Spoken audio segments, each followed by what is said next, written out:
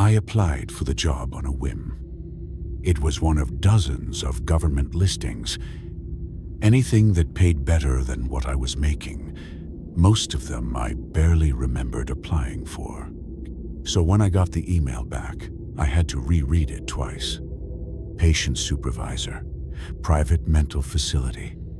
Salary, higher than expected. Almost 4 times higher. I accepted before I could talk myself out of it. A few days later, a letter arrived. No company branding, just an address, a time, and brief instructions. Report to Bradley, facility entrance. Role, patient supervisor, handover. I pulled into the parking lot for my first day yesterday. It was a gray Friday morning, and the sun was just starting to emerge, casting an orange glow over the large building. From the outside, it was exactly what you'd expect. Brick walls, tall fences, cameras, tight security. The kind of place you don't accidentally wander into. John, a man in his late 50s, stood there in a dark blue uniform. "I'm Bradley," he said, shaking my hand. "You're taking over from me." He glanced up at the building and sighed. 30 years, and I'm done. This time next week, I'll be on a beach with the missus, cocktail in hand. I chuckled as we walked inside. The moment I stepped through the glass doors, I stopped. The inside didn't match the outside at all. Polished floors, purple carpet, marble reception desk. Quiet and very expensive looking. It looked more like a hotel than an asylum. No shouting or chaos to be seen anywhere. "Most patients are still asleep," Bradley said, as if reading my thoughts. "You'll see more later." I followed him down the hall. The metal doors at the end had been wedged open with a shoe. He pulled them open, and they slid apart. "Your job's simple," he began. "You get assigned 1 patient a week. Follow them. Observe. Report anything concerning." "Like what?" He shrugged. "Honestly, nothing ever really happens." I raised an eyebrow skeptically. Just then, a door opened, and a young man stepped out in a bathrobe with a coffee in his hand. He couldn't have been older than early 30s. He had dark hair, still damp, like he'd just taken a shower.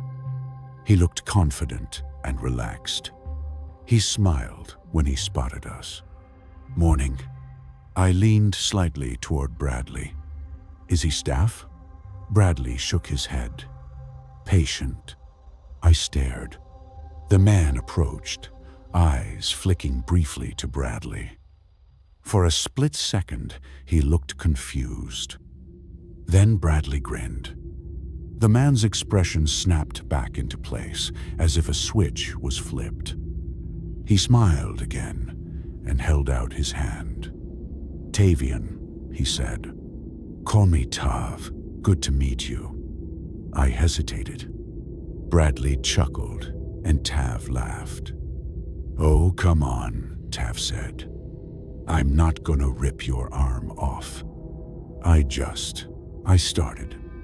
"Not all of us are running around in straitjackets, you know," he added casually.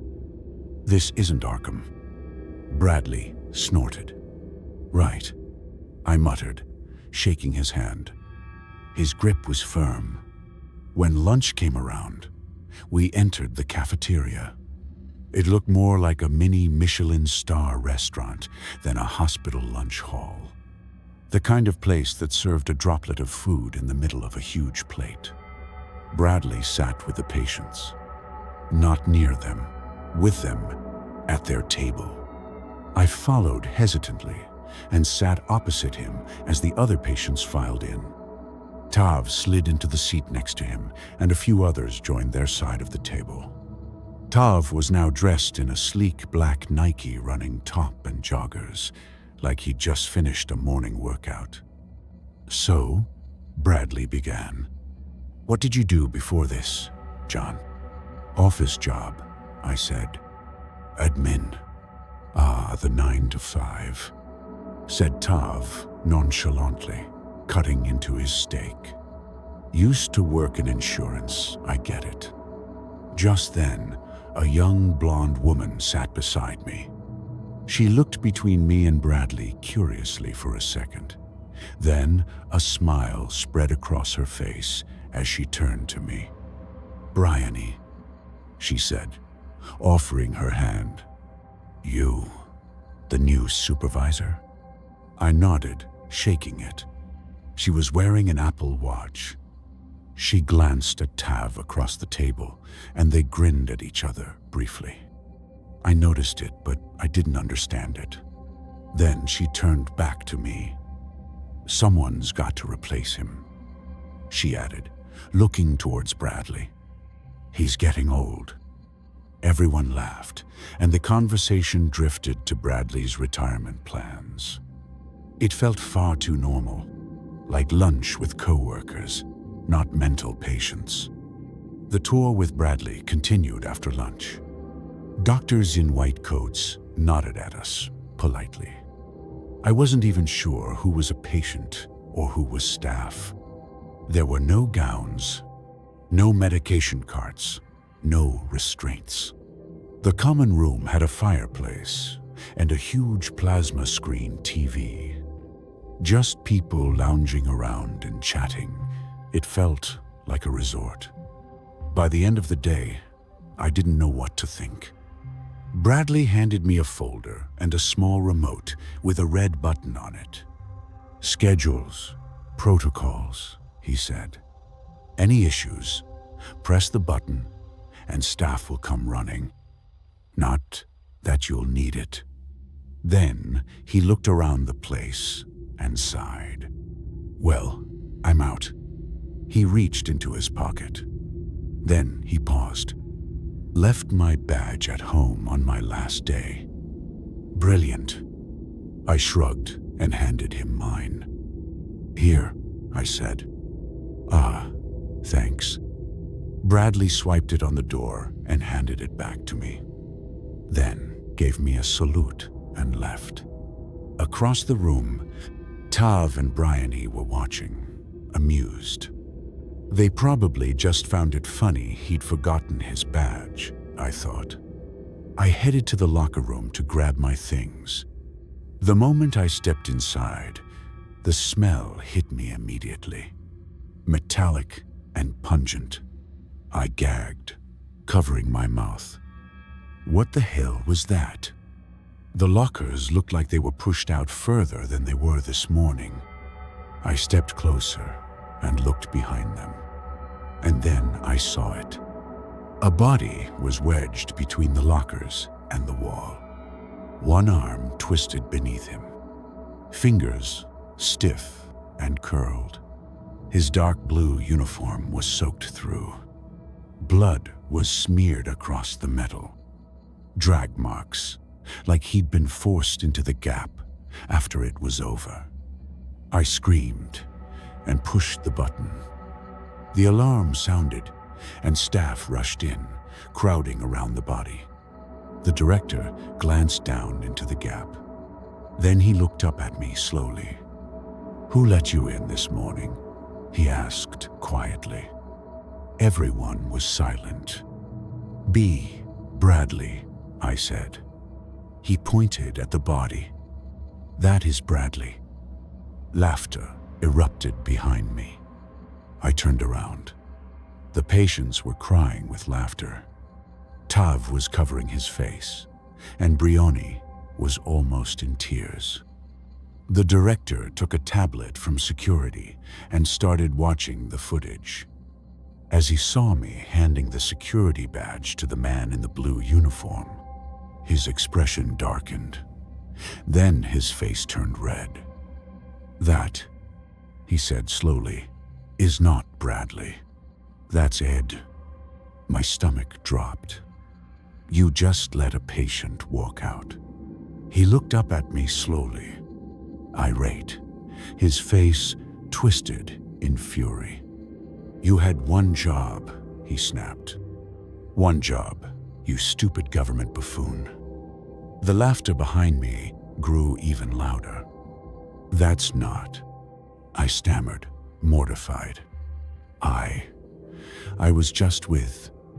Did he even give you a uniform? He yelled. My face burned as the realization dawned.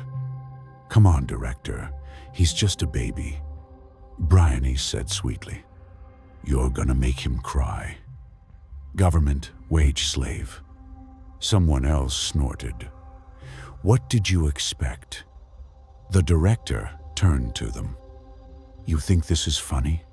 You want this place shut down? Relax. We just wanted to see if Ed could pull it off. Tav smirked. Didn't think anyone would be that stupid. At least he gets you tax deductions. I stood there shaking. Not only did no one seem to care that there was a dead body behind the lockers, but now I was being violently berated by my boss, who I just met, on my first day at a new job, in front of an entire facility of mental patients who were joining in, and had all known that another patient was pretending to be a dead staff member for an entire day, right in front of me. The director waved a hand at security, who started pulling the body out. Dispose of it, the director muttered. Call legal. He shoved a uniform into my hands and glared at me like I was scum, then stormed out. The crowd dispersed, leaving me in mortified silence. Then the janitor walked in with a bucket and mop and began cleaning like it was routine. What the hell is wrong with this place? I muttered. You, he said nonchalantly. I blinked. Excuse me? He leaned on his broom. No one filled you in, he said. No one here's actually insane. They just had lawyers good enough to dodge death row with an insanity plea. My mouth went dry. They all ended up here? I asked shakily. He exhaled, like it was the most obvious thing in the world. Money talks. Same circles, same connections. They bankroll this place, keep it quiet. You're the only part they can't get rid of, government requirement. The door opened again, and I flinched. Tav entered and smiled at the janitor, ignoring me completely. Hey, he said to the janitor. How's the wife? Good, the janitor said, smiling. They shook hands, and Tav passed a folded bill into his. Take her out somewhere nice. The janitor pocketed it and chuckled with a grateful nod of appreciation. Tav grabbed something from a locker and left. Didn't look at me once. So now, I'm the joke. In a facility full of people smart and connected enough to get away with the worst things imaginable. I don't know how I'm gonna go back there on Monday.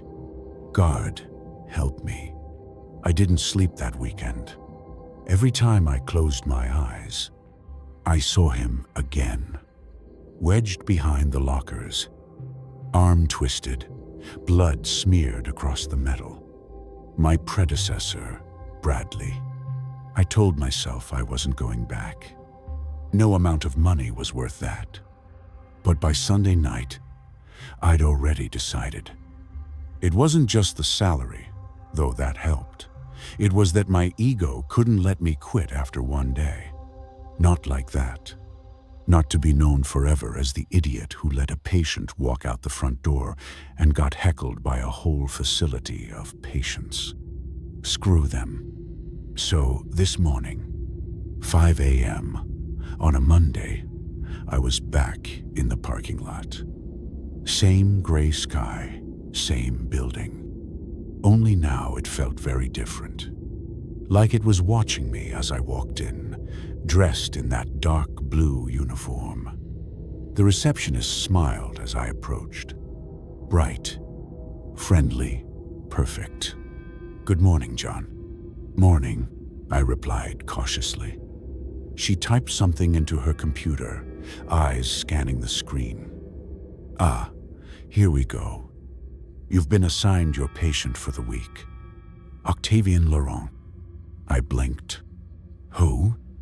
She looked up, still smiling. "He calls himself Tav for short." My stomach dropped. Of course, it was him. "Right," I muttered under my breath. The corridors were quiet at this time. No movement, just the low hum of the building itself. I made my way to his room.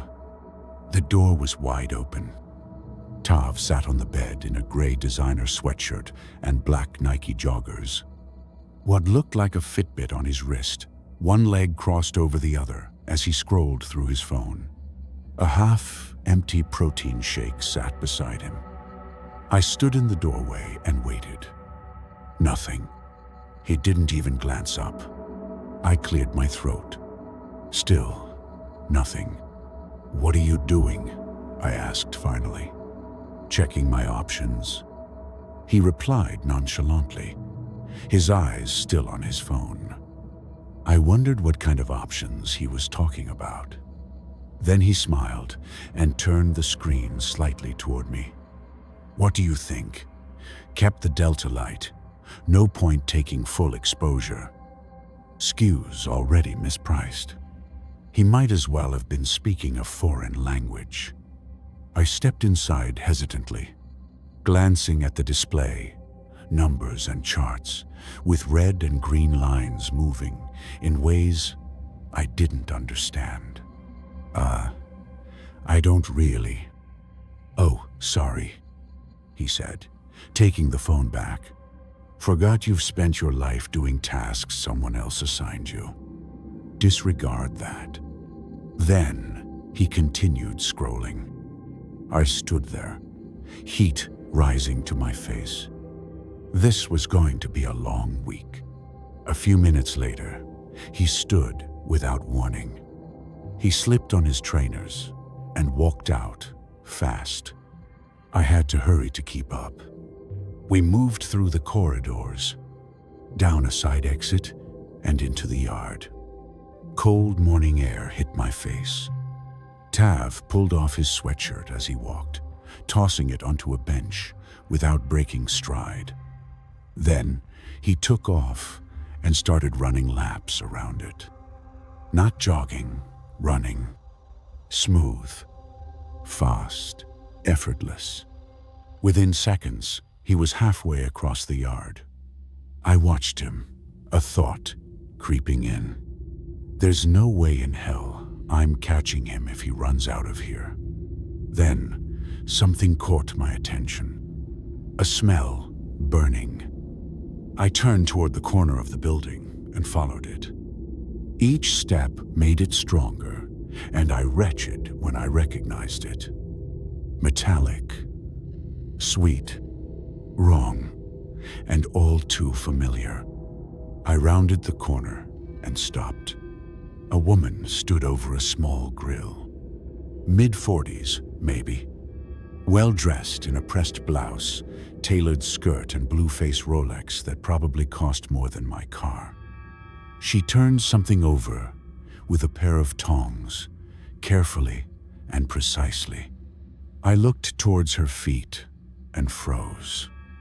Bradley's body was cut in half, sliced down the middle, and wrapped in cling film. I stifled a scream and tried not to throw up as my eyes widened and I began to sweat. She looked up and smiled. "Good morning." Then behind me, footsteps approached. Tav walked past me like nothing was wrong. "Morning, Martha." "Tavi," she said warmly. They spoke like neighbors, like this was completely normal. Tav glanced at the grill. "Trying something new, I see." She smiled slightly, improving on a classic. He nodded, unconcerned. Then he turned, as if remembering I existed. "Oh, right." A small gesture toward me. "Martha, this is John. He's following me around this week." A pause. Then, a condescending smirk. "He's new." Martha looked me up and down. I saw the corner of her lip twitch upwards slightly. "Yes," she said. "I can tell. They really get these people from anywhere, don't they?" I swallowed, forcing the words out. "This is allowed." Martha tilted her head, and her smile disappeared as she looked at me like I had just said something nonsensical. "Well, how else would we dispose of this without getting sued by the family?" I didn't answer. She turned back to the grill as Tav picked up his sweatshirt and put it back on. "Not really my thing," he said, taking a sip from his bottle of green juice. "Still on that?" she asked. "Consistency." He dropped down and started doing push-ups. I stood there, staring at the body, the grill, at them, and slowly it sank in. Pressing the button wouldn't change anything at all. Breakfast was worse. It looked normal. Just plates, coffee, and conversation. I sat across from Tav and tried not to look at anyone. A few others joined his side of the table, Briony among them.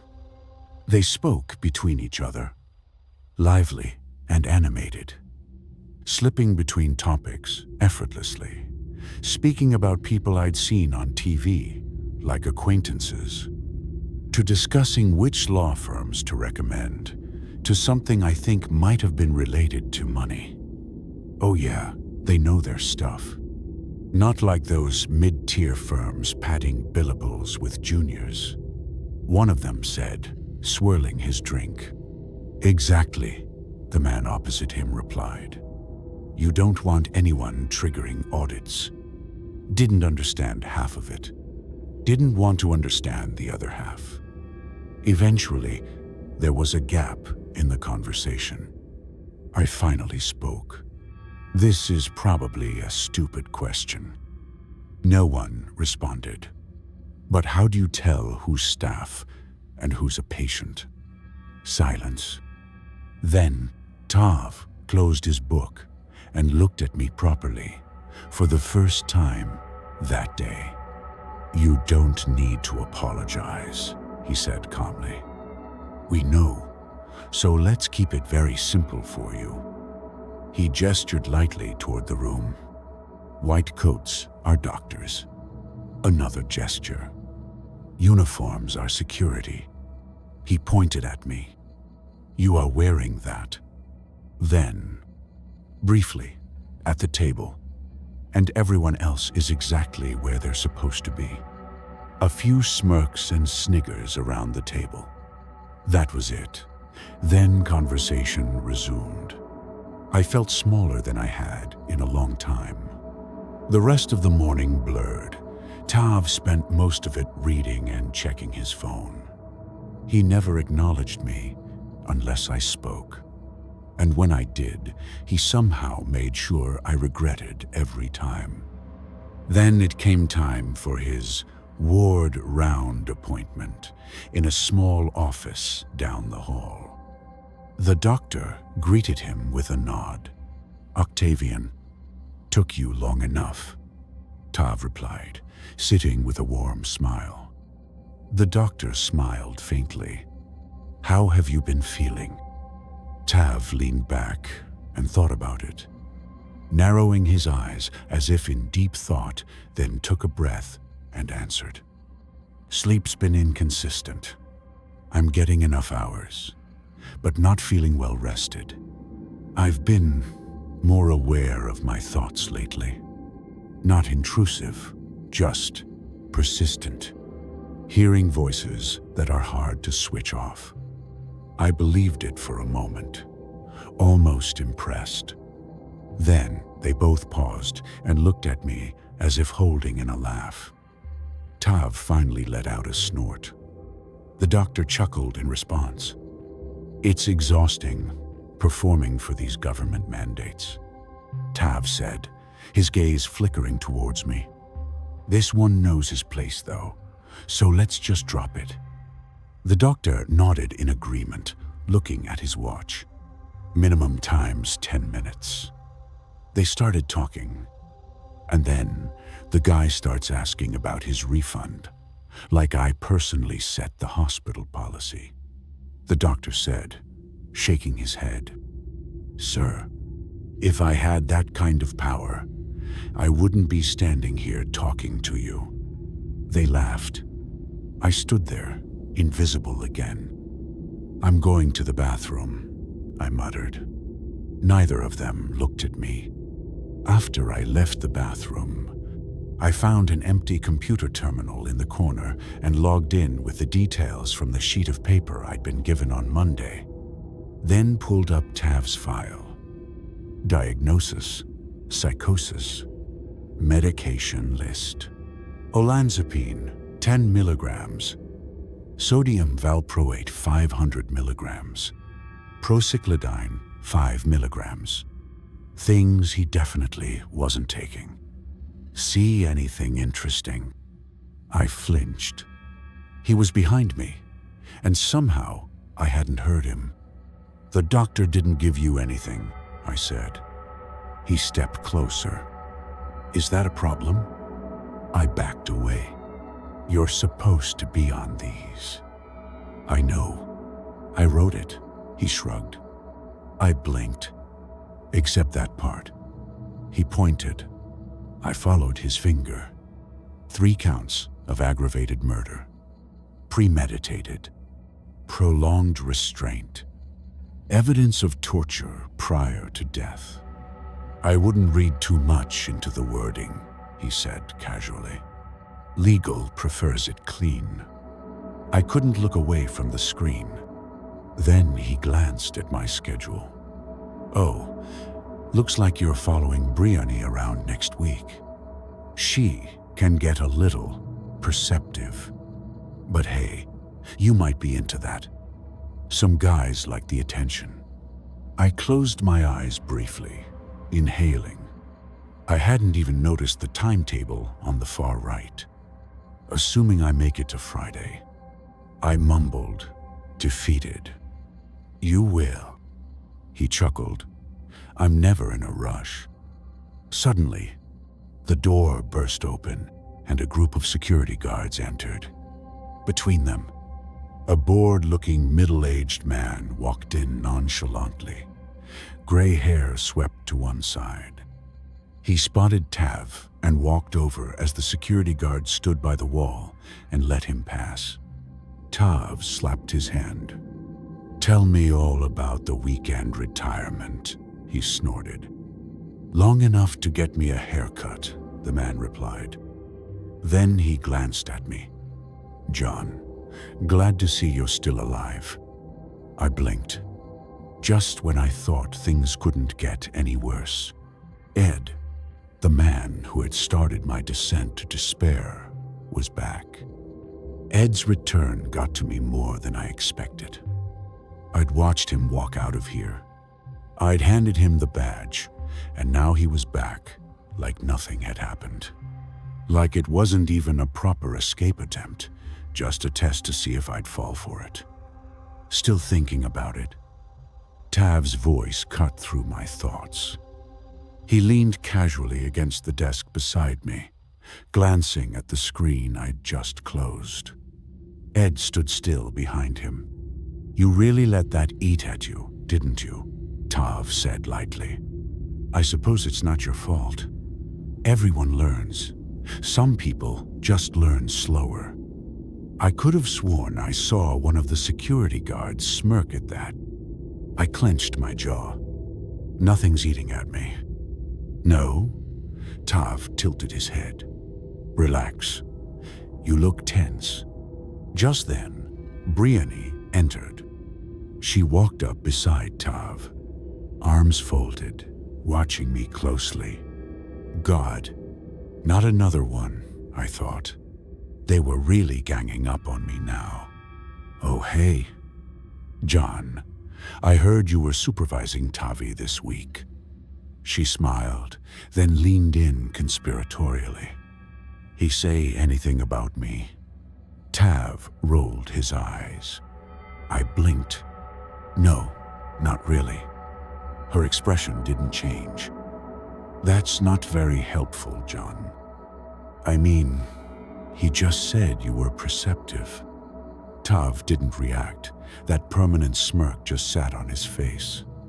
Briony sighed. A long, drawn-out sigh. She turned back to me. Do you have a wife, John? The question hit me out of nowhere. I said nothing. She tilted her head. Girlfriend. Any lucky lady in your life? Tav eyed me quietly, interested. My wife's gone, I said finally. The words felt strange coming out. Bryony blinked once and opened her mouth.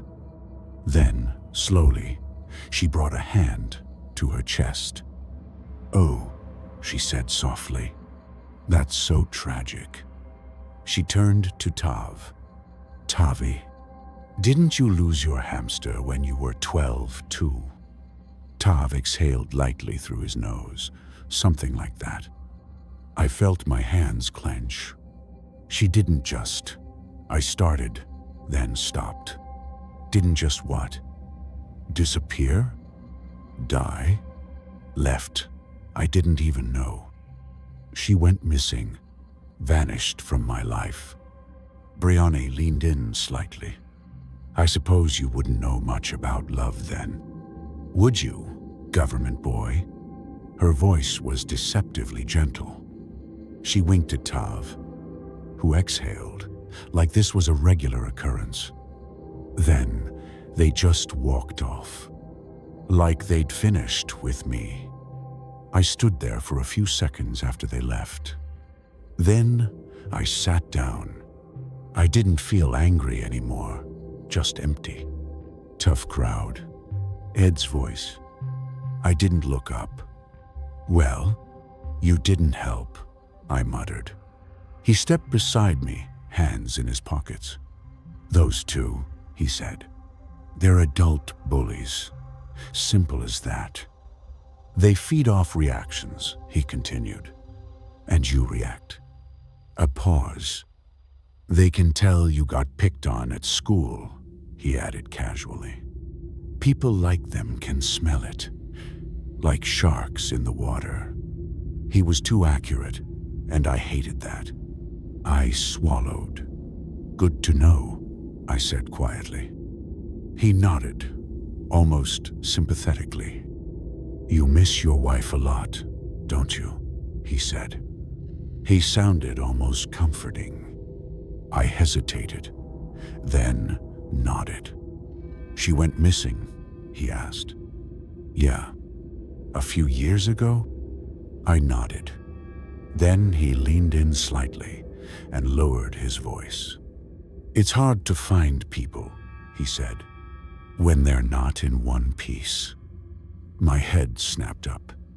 What? He just looked at me calmly and neutrally, like he hadn't just said anything at all. I thought the last name looked familiar, he added. My eyes widened, and something in me snapped. I grabbed him by the collar and slammed him back against the wall. What did you do to her? I shouted. What did you do? He didn't react, didn't even flinch. Then suddenly, I saw the ground spin. My balance shifted violently, and I hit the floor hard, air knocked out of me. Before I could move, something tightened around my neck from behind. Careful. Tav grinned above me, securing me in a chokehold. Ed's a jiu-jitsu black belt. Dangerous one, that guy. My vision flickered. Although, he added lightly. Adjusting his grip, I happen to know a few things myself. Ed brushed his shirt off and looked at Tav. "Weren't you captain of your high school wrestling team?" he asked. Tav smiled faintly. "Oh, it's nothing. Besides," he said, tightening slightly, "I prefer a karambit nowadays. Gets the skin off easier. But I do miss a good suplex." "Footsteps, Bryony." "Oh, perfect," she said brightly, pulling out her phone. "We haven't had an incident in a while. We need these very few weeks to make this place look legit. This'll work." She pulled out her iPhone and started filming. I couldn't breathe. My hands clawed at Tav's arm. It didn't move. This is it. He'll snap my neck, and it'll all be over. That thought came suddenly, but calmly. I looked straight at Ed. All I could think about was her. I was going to see her again. "All right, that's enough." A firm voice cut through everything. The pressure released instantly, and I collapsed forward, gasping. A doctor stood in the doorway, checking his watch. "Surprise inspection," he said. "Do your thing." Tav stood up smoothly, rolling up his sleeves with a grin. Bryony lowered her phone, smiling. A few moments later, the inspectors entered.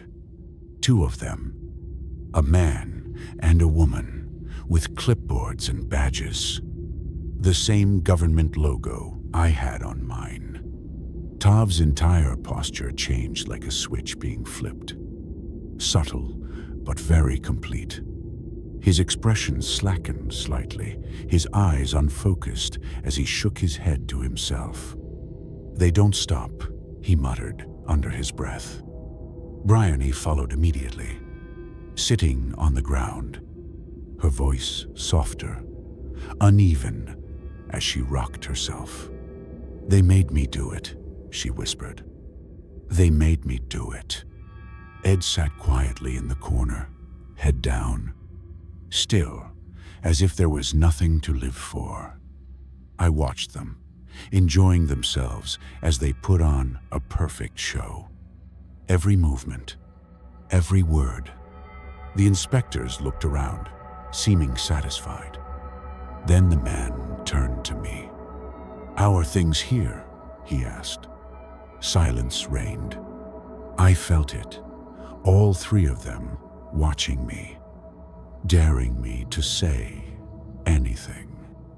My mouth opened, then closed. "Usual," I said. The inspectors nodded, made a note, then moved on. A few minutes later, they were gone.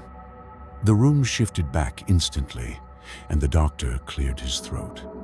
"Your affect was off," the doctor said to Bryony. "Too controlled." She rolled her eyes. "I'll work on it." They all started leaving, like nothing had happened. I stayed on the floor for a while. My breathing slowly steadied. My hands were still shaking. I had almost just been killed, and I still said nothing.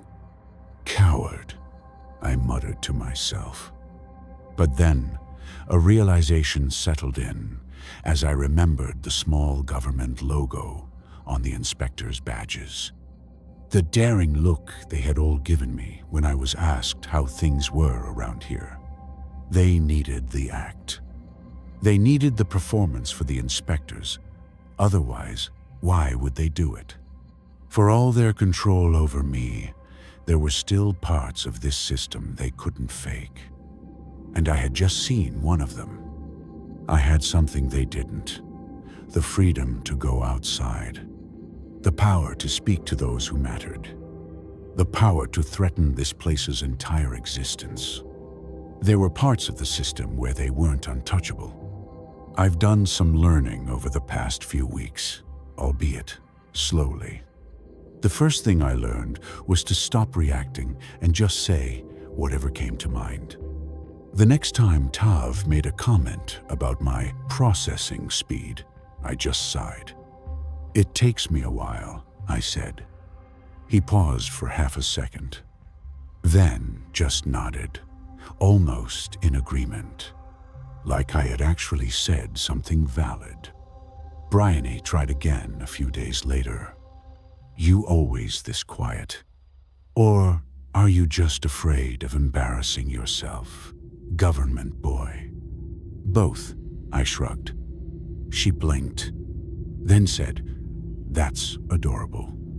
They didn't stop completely, but the edge dulled, and they lost interest faster, like predators realizing the thing they were circling wasn't an entertaining target anymore.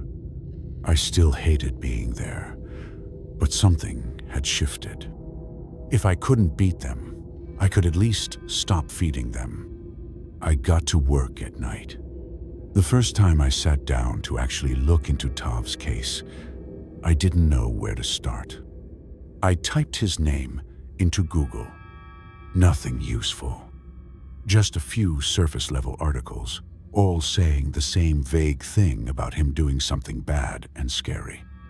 I closed the tab and did some more research. A few weeks later, I tried again. This time, I added, "Case file, transcript sentencing." That led me somewhere different. Documents and PDFs from court records. Took me a while, but got there eventually. I downloaded one and opened it, then immediately regretted it. It might as well have been written in another language. Might as well have been hearing him talk about options again. Legal terms stacked on top of each other in long paragraphs, with no breaks or explanations. It gave me a headache. I stared at it for a minute, then scrolled. Aggravating factors, torture, premeditation. That part I just about understood. Why was that not punishable by death? Then, mitigating evidence, expert testimony, psychiatric evaluation. I read over the words again. So he didn't deny what he did. He just changed how it was seen by the people who made the decisions. But how? I started again, slower this time. Aggravating, making it worse. Mitigating, making it less severe. So Tav's lawyers didn't argue he was innocent. They argued, don't kill him because he lost control of himself. I went back to the document and scrolled further. That's when I saw the name, Dr. Elias French. It appeared over and over, each time tied to the same thing, psychiatric evaluation. 2 more crimes, same conclusion. Severe psychological disturbance, diminished control, underlying psychotic disorder. I just had multiple tabs open, but after a while, the wording started to feel familiar.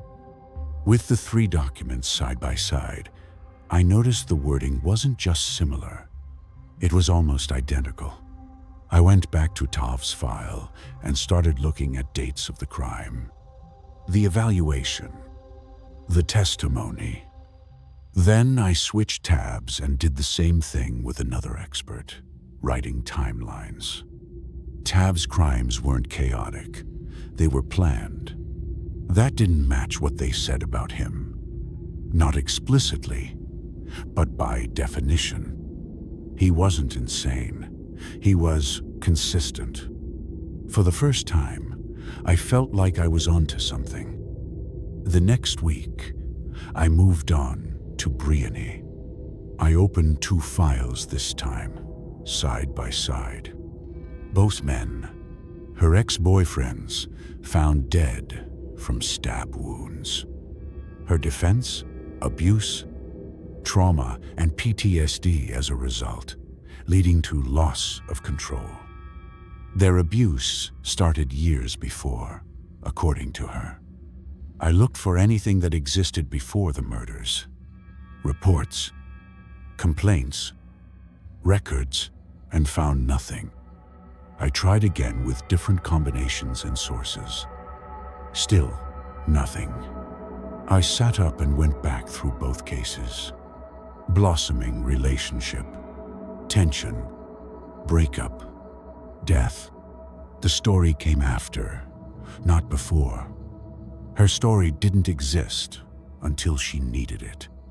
When it clicked, it felt obvious. As I was researching, I found an interview from one of the families of the ex-boyfriend.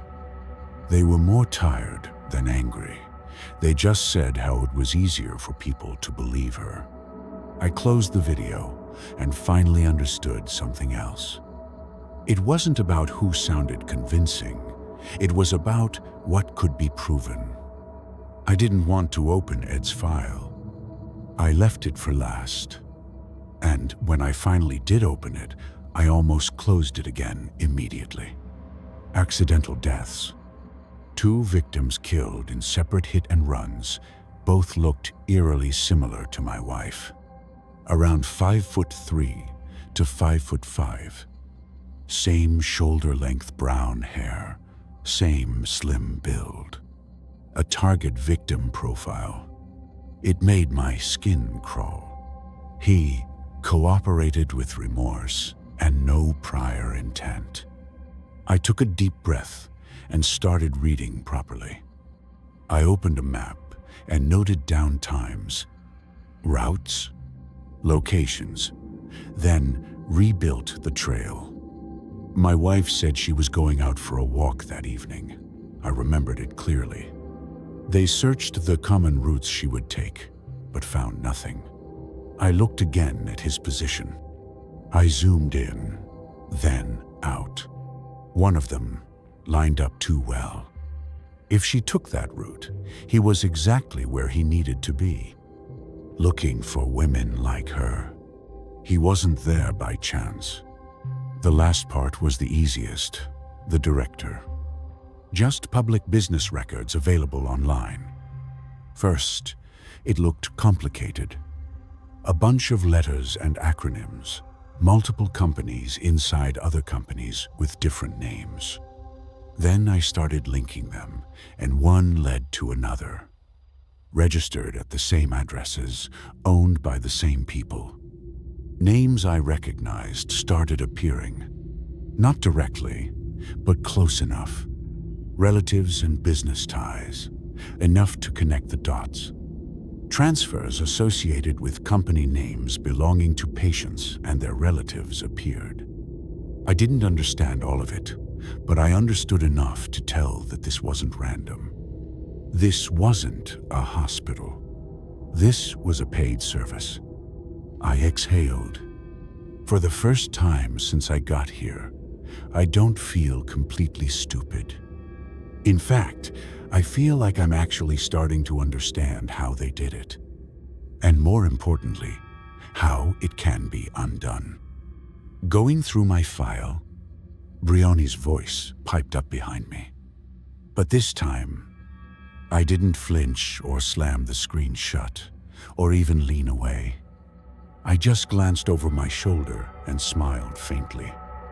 "I was curious," I said. "Your story's interesting." A pause.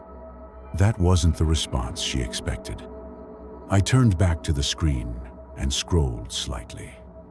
She stepped closer and peered over my shoulder. "How?" she asked.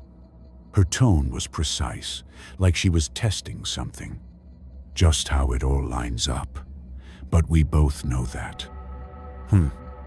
She looked at the screen, then back to me, and just nodded slightly. I half expected Tav or Ed to appear behind me, but no one came. She was completely alone. That was new. A long pause as she looked at the screen, and as she spoke again, I understood why. "Does Tavi ever talk about me?"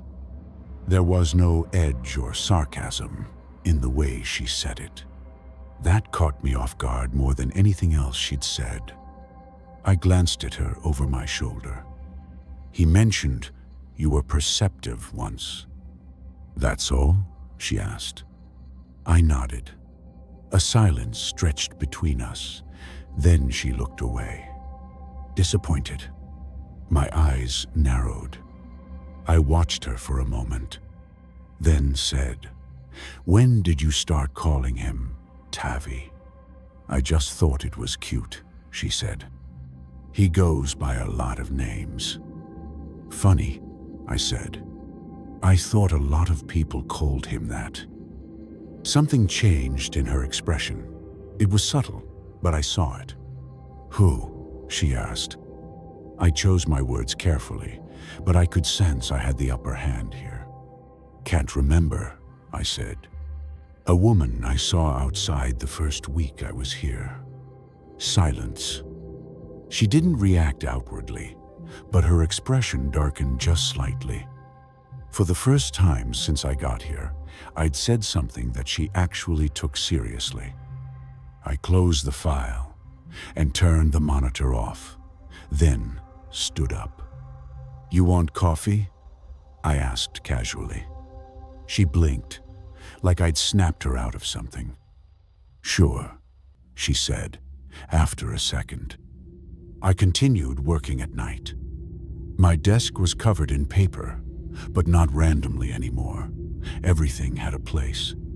Folders were stacked neatly, and timelines were drawn out in straight lines instead of messy circles. I was building. I opened the main document. 1. Octavien Laurent. Uses same psychiatrist repeatedly. Nearly identical phrases across 3 cases. Inconsistencies between claimed loss of control and clear planning. Suggests coordinated mitigation strategy, not case-by-case evaluation. 2. Brian E. Richardson. No evidence of abuse prior to incident. Abuse stories appear only after arrest. Consistent escalation pattern with both victims.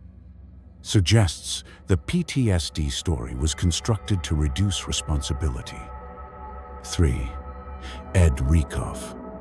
2 accidental hit-and-run deaths. Victim profile overlap, including likely 3rd victim. Time and location inconsistent with random chance. Suggests targeted behavior rather than coincidence. A few more patient names followed. Then, facility director. Multiple LLCs with shared registered addresses and ownership links.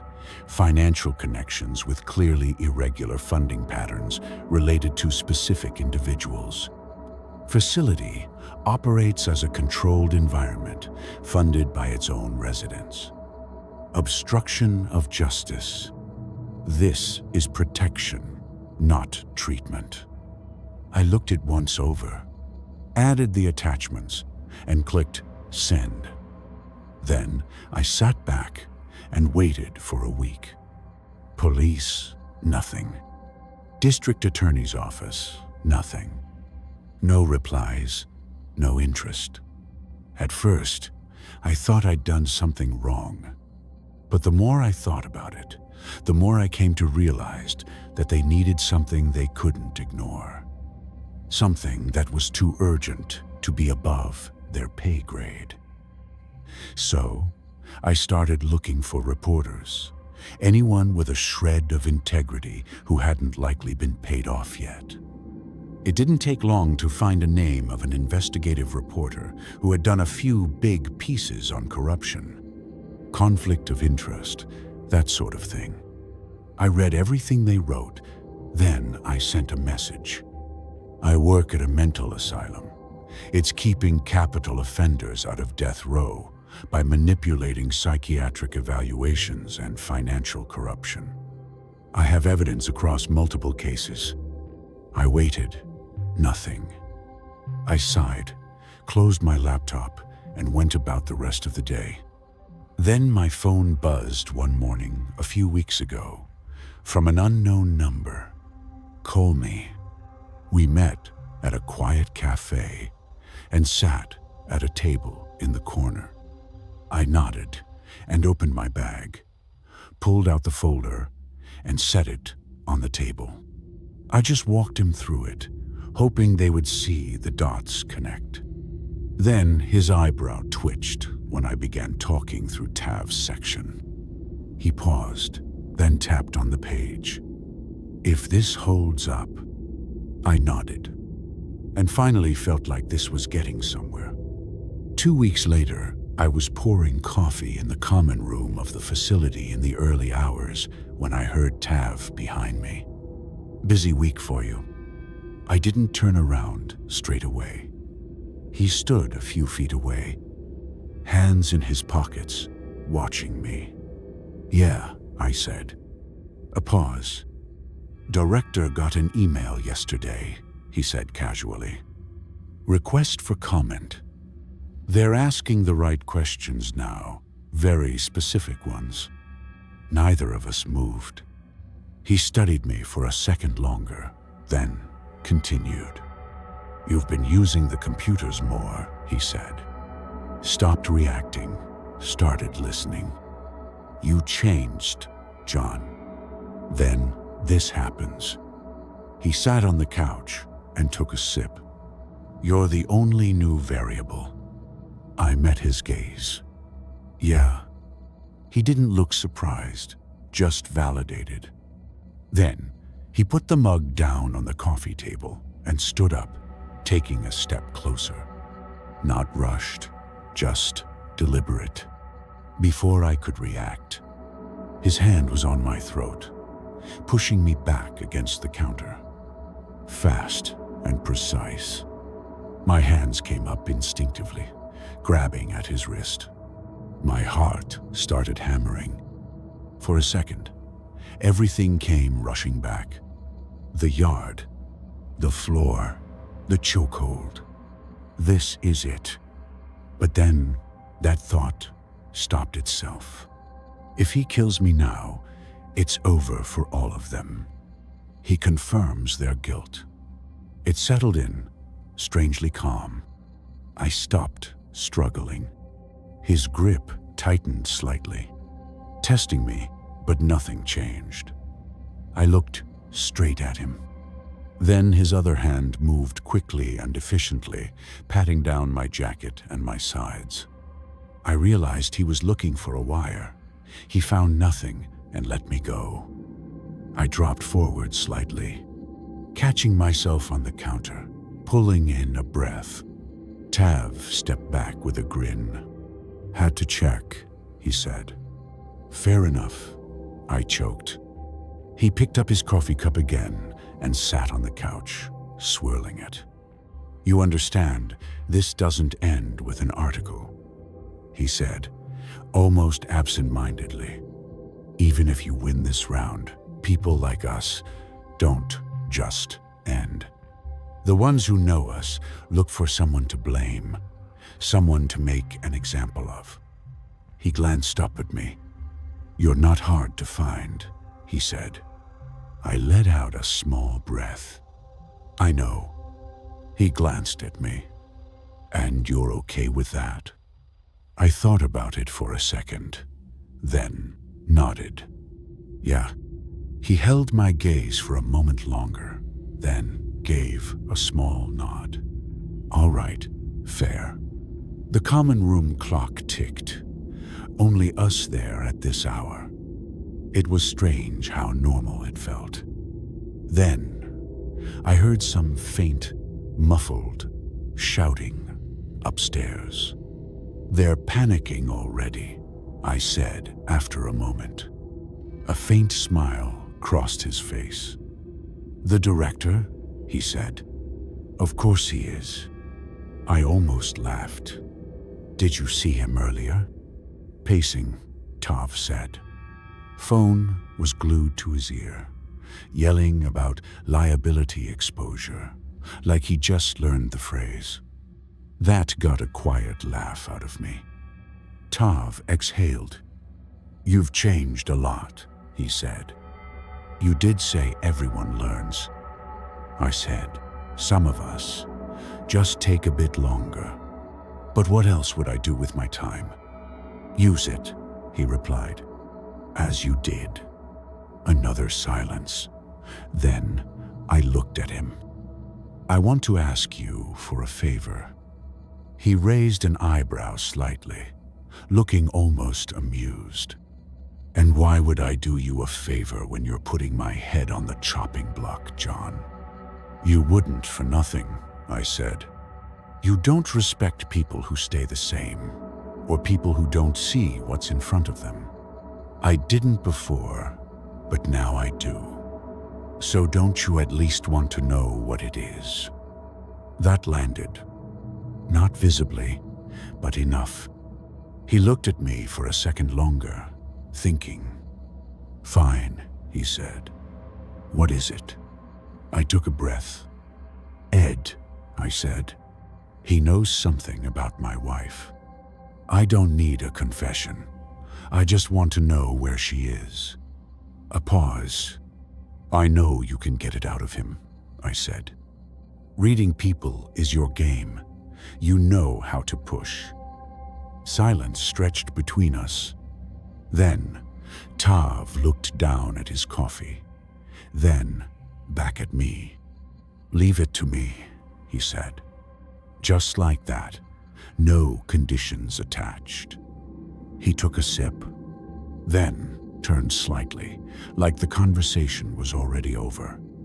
We might not see each other much after this, he added.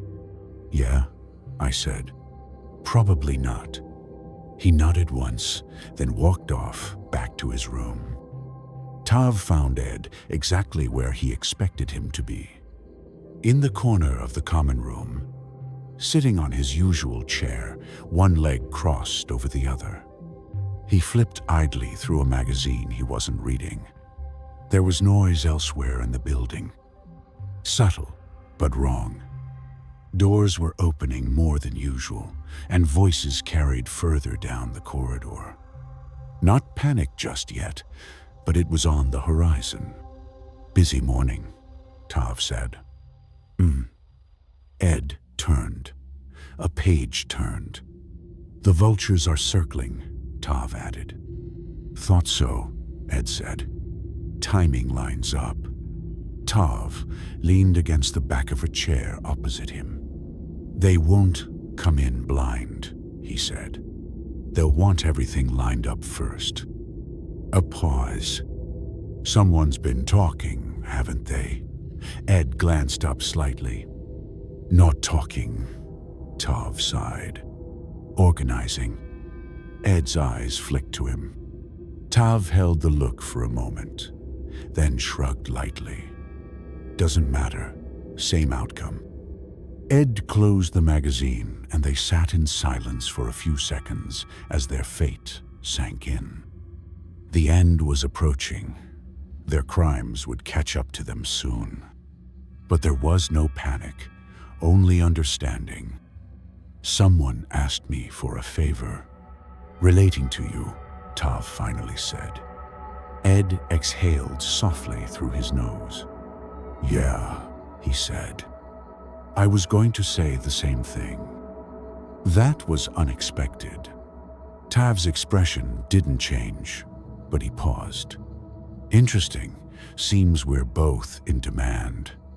Two unknowns and two requests only the other could fulfill. We're both curious now, Tav said with a smile. That's leverage on both sides, so let's remove it. Ed considered that for a second, then nodded once. Tav didn't mind going first. It's John, he said. He wants to know where his wife is. Silence. Ed didn't respond immediately. Tav watched him carefully. If you want yours done, Tav added calmly, you'll need to do mine. Ed gave a small nod. Then he leaned forward slightly, elbows on his knees. It's Brianne, he said. She asked me to ask you what you think of her. Tav blinked once. Then let out a quiet breath that might have been a scoff. Seriously? Ed's expression didn't change. Tav leaned back, shaking his head slightly like he couldn't believe it. Are we in high school again? No response. Ed looked dead serious. Tav clocked immediately then. Messy feelings, he filed it away and moved on. Fine, he said. That's easy. He glanced past Ed toward the corridor. Speak of the devil. Footsteps, light and slightly uneven. Bryony was approaching. And John should be clocking out around now, Tav added. Ed pulled a folded piece of paper from the table beside him, grabbed a pen, and began sketching streets and turns, then drew a mark. He stood up and headed towards the locker room, where John would eventually find it. Tav stayed where he was. A few seconds later, Brioni appeared in the doorway. She looked different, still composed, but uncertain. Then, she stepped in. "You've heard?" she asked. Tav nodded. She folded her arms, then unfolded them again, not her usual rhythm. "They're serious this time," she said. Tav still said nothing. That seemed to bother her more. A pause. "Tavi, can I ask you something?" Tav looked at her, and she held his gaze. "What do you think of me?" There it was. He almost smiled. "Why would you ask that?" "I know, but humor me anyway." "Because," a crack in her voice, "I've always wanted you, and I want things I can't have." "Then you already know the answer," he said. Matter-of-factly, he even looked slightly amused. "Disappointing answer, perhaps," he shrugged. "But does it really surprise you that it's coming back around, given your history?" She held his gaze for a second longer. "No," she said, "but it still hurts." She stopped herself. Deep breath, reset. Tav continued watching her, mildly interested. "If this goes through," she said, quieter now, "and we actually end up back in court, we might never." She didn't finish it as she took a step towards him. "You're worried about the wrong part," Tav said. She glanced up. "Am I?" He nodded. "I don't care about you," Tav said. "Whether you're dead or alive doesn't matter to me, nor does anyone else. I like what I like. I do what I do. And you should too. That's it. Just cold fact." Brioni let out a short laugh, which sounded more like a sob. "Wow, right," she said. "You're not even gonna pretend." She looked at him again, burnt by the cruelty of it, but not surprised. "No point. But I do pretend I find you funny sometimes." That almost made her smile. The sting of his words went away almost instantly. Then she stopped and thought about it. "I think I like the version of you that didn't exist," she sighed. "But at least this one's funnier. I can work with that." The edge of Tav's lip curled upwards. They exchanged an amused glance as a familiar moment passed between them. Then footsteps again. Ed returned and gave a small nod toward Bryony. Tav pushed himself off the chair. The three of them walked back to where they usually sat in the common room together. Around them, the building had changed undeniably now. More staff, doors opening and closing faster. Voices were shouting. Somewhere, an alarm buzzed briefly, then cut off. People were starting to realize their time in this fortress was up. Not them, everyone else. Tav sat on the couch in front of the plasma screen TV, and Briony sat next to him. Ed took his usual seat opposite. None of them spoke. The three of them just sat there, watching, listening, and waiting. Not for escape or rescue, but for confirmation that whatever happened next wasn't in their control anymore. Then, somewhere down the corridor was shouting. Boots storming in, followed by commands. There was no mistaking it this time, but they'd already accepted the ending. And now they were just waiting for it to arrive. Private psychiatric facility accused of helping killers avoid death row. Expert witnesses under investigation. Secret financial ties between patients and facility uncovered. The story broke 2 days later. Not just as a headline, but a detonation. It spread faster than anyone inside could contain it. Old names surfaced. Lawyers distanced themselves. Politicians denied involvement. Dr. Elias French was suspended within 48 hours. Stripped of his medical license, then charged not long after.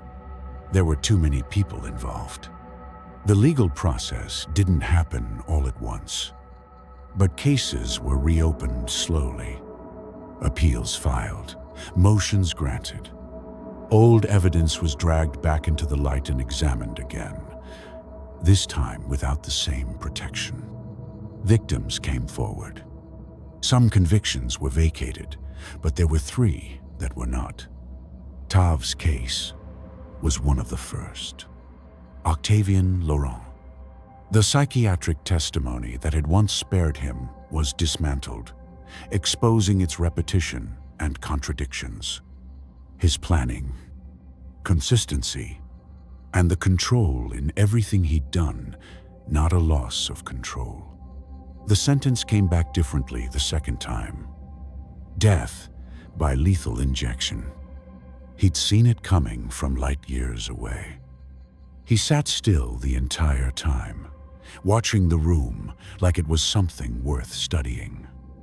When they asked if he had any final words, he smiled faintly. "All right," he said. When the injection started, he didn't resist. He just seemed curious. At the very end, he exhaled slowly, almost disappointed. Then he closed his eyes. Ed Rykhoff. What had once been framed as coincidence started to look like predatory selection, patterns in victims' appearances, and overlaps in their movement. Timing that didn't pass as chance anymore when you laid it out properly. And then there was my wife. Her route and his position. Her body was exactly where he drew the X on the map, which he left in my locker on the day of the raid. Death by lethal injection. Even at the end, there was something faintly amused in the way he looked at things. Like he was still tracking the game, even after it was done. No last words. Just a small shake of his head at one point, with acknowledgement. He won the first move. I took the last. Bryony Richardson. Her cases took longer. They were more complicated and emotional. Her story had worked once. But stories don't hold up well when you put timelines beside them. No prior reports or records. Nothing that existed before the moment she needed it. Just 2 dead men, and a narrative that appeared after, along with a list of suspicious payments. Death by lethal injection. She thought of him as she left.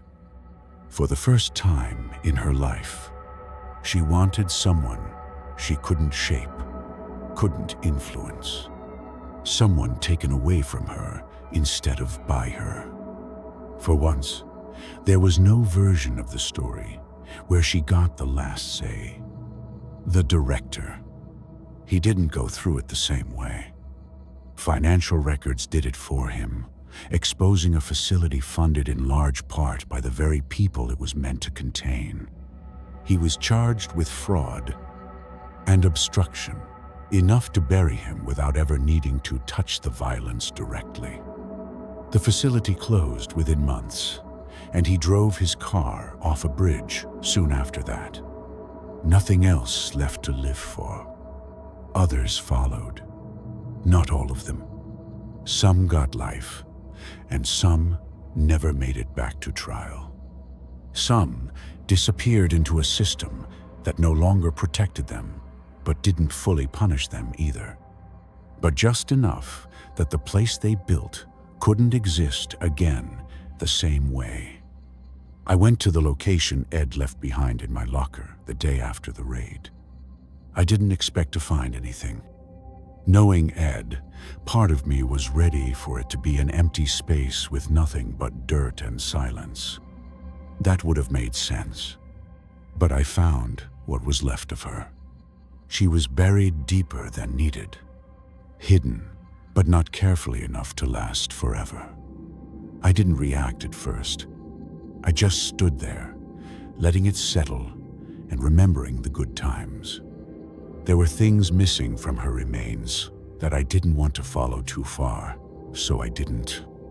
Whatever had been taken wasn't something I could change. That was it. Then the threat started a few weeks later.